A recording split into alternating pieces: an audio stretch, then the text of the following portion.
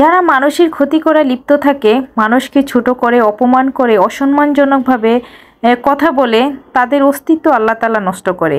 Hello viewers, আসসালামু আলাইকুম। আশা করি সবাই ভালো আছেন। আলহামদুলিল্লাহ আমিও ভালো আছি।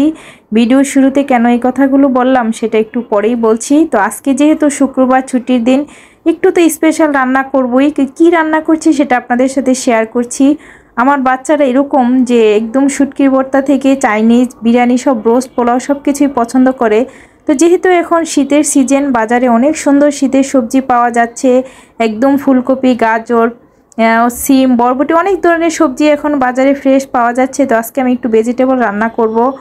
আর চাচ্ছিলাম একটু একদম কম মশলায়, অল্প মশলা, অল্প তেলে রান্নাটা করার জন্য। আসলে শারীরিক অনেক ধরনের সমস্যাই হয়। আমরা যত বেশি মশলা, তেল কম খেতে পারি ততই আসলে স্বাস্থ্যের জন্য ভালো। তো এখানে একটু চিকেন রোস্ট করছি, যেহেতু নিজেরাই খাবো, বাসায় কোনো গেস্ট নাই, তাই আমরা নিজেদের মতোই করে রান্না করার চেষ্টা করছি, যেভাবে নিজেরা আসলে টেস্ট নিতে পারি।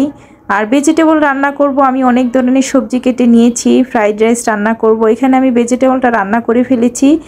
তো এখন আসলে বাজারে বরবটিটা একটু কম পাওয়া যাচ্ছে, কিন্তু খুব সুন্দর পেঁয়াজ পাতা পাওয়া যায়, বা পেঁয়াজ কলি যেটাই বলে। এটা দিলে না ভেজিটেবলের মধ্যে কালারফুল হয়।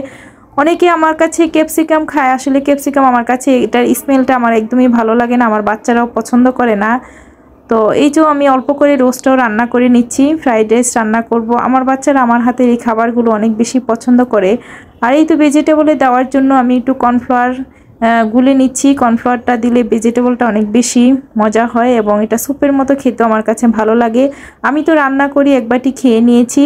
আর ফ্রাইড রাইস রান্না করব আমি চিংড়ি মাছ দিয়ে, যেহেতু চিকেন দিয়ে ভেজিটেবল রান্না করেছি।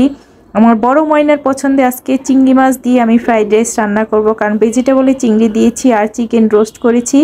তো চিংড়ি মাছগুলো বেশ বড়, আমি একটু খোসা ছেড়ে তারপরে এটা ছোট করে কেটে নিব।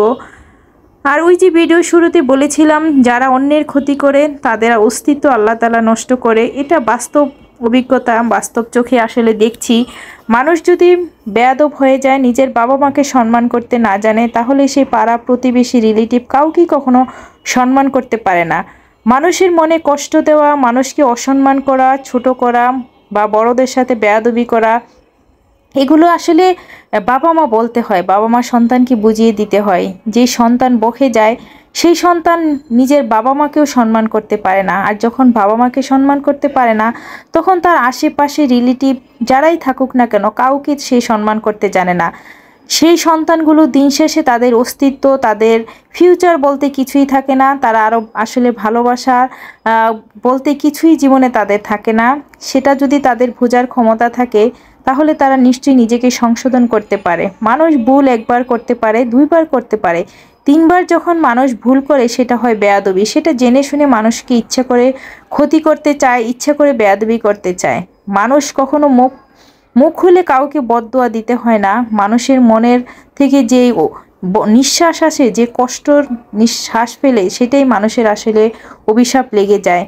অভিশাপ কাউকে কেউ দিতে হয় না। মানুষ যখন কষ্ট পায়, তার প্রতি অটোমেটিকলি তার অভিশাপ লেগে যায়। এটা হয়তো অনেকে বুঝে না। যারা আল্লাহর আদেশ, নির্দেশ, উপদেশ মানে, বা আল্লাহকে স্মরণ করে প্রতিনিয়ত আল্লাহর পথে চলার চেষ্টা করে, তারা আসলে বুঝতে পারে কোনটা বেয়াদবি, কোনটা অন্যায়, কোনটা মানুষের ক্ষতি করা। মানুষের ক্ষতি করতে গেলে যে দিন শেষে সেই ক্ষতিটা নিজের উপরে এসে পড়বে, সেটা বোঝার ক্ষমতা আল্লাহ তাআলা যেন সবাইকে দেয় এবং সবাইকে হেদায়েত করে, সেটাই আমি সবসময় দোয়া করি। আর এই যে তাদের বাপ মেয়ের খাবার দিলাম, তারা অনেক বেশি পছন্দ। আজকে আপনাদের ভাইয়া অনেক বেশি খুশি হয়েছে তার